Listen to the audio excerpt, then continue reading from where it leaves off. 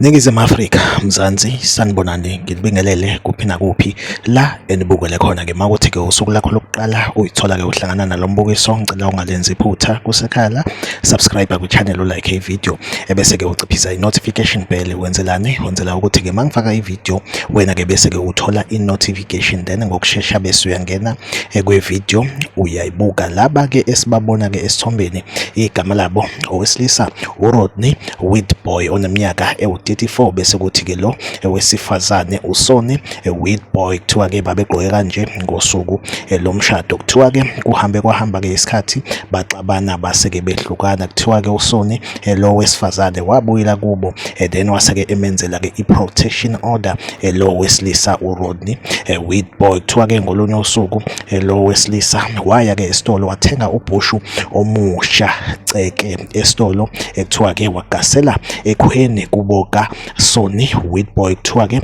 nalapho-ke afika amgenca-ke amanxeba awu-22, kuthiwa-ke awu-13 awo ayesebusweni. Kuthiwa-ke wamgenca waze washona. Osukwini-ke lwayizolo utshele inkantolo ukuthi-ke wayengaqondile ukumbulala, kepha wayethi-ke nje uyamthusa. Kuthiwa-ke uzoqala-ke ukuthi-ke agwetshwe Monday yinkantolo yalaphaya eGeorge. Ngifisa ukwazi ukuthi kuthini ukuphawula kwakho, like ivideo, usubscribe kwi-channel, uphinde-ke ucommente kwi-comment section la kweZiko Trend TV. Ngizohleze ngikhona ngulethela-ke indaba eyisematheni usuku nosuku, ahlangabezane kwivideo elandelayo.